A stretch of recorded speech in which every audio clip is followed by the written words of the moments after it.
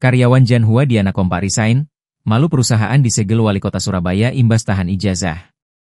Sejumlah karyawan UD Sentosa Steel milik Janhua Diana kini kompak memutuskan mengundurkan diri perusahaan. Mereka gerah dengan masalah ijazahnya masih ditahan pihak perusahaan semakin viral hingga akhirnya berujung melaporkan mantan bosnya.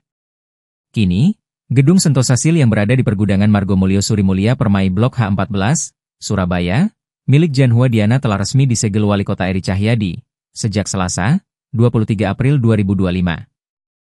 Dilansir dari tribunjatim.com, tidak ada aktivitas pekerja terlihat di gudang dengan pintu gerbang berwarna biru tersebut.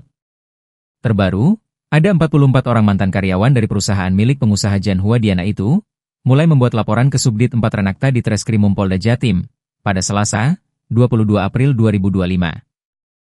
Satrio Ambasakti, 20, karyawan yang dulu pernah bekerja di perusahaan UD Sentosa Steel milik Janhua Diana, akhirnya berani resign.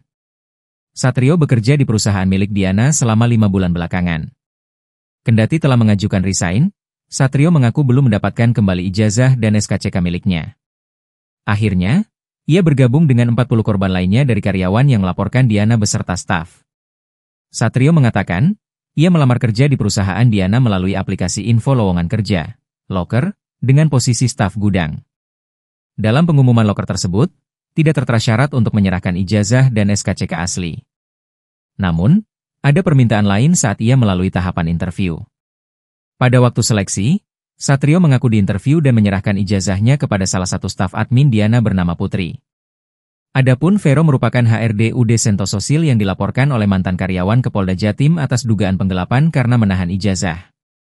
Dalam 1 bulan, Satrio mengaku menerima upah kurang dari UMK, di bawah 3 juta rupiah. Namun, karena di awal perjanjian kerja ia menyerahkan ijazah, Satrio tidak membayar uang 2 juta rupiah sebagai pengganti. Hanya saja, dia diwajibkan membayar tebusan 2 juta rupiah ketika memutuskan resign mendadak. Saya enggak bayar 2 juta rupiah. Kecuali kalau saya mau resign mendadak, saya harus tebus ijazah tersebut, ujarnya.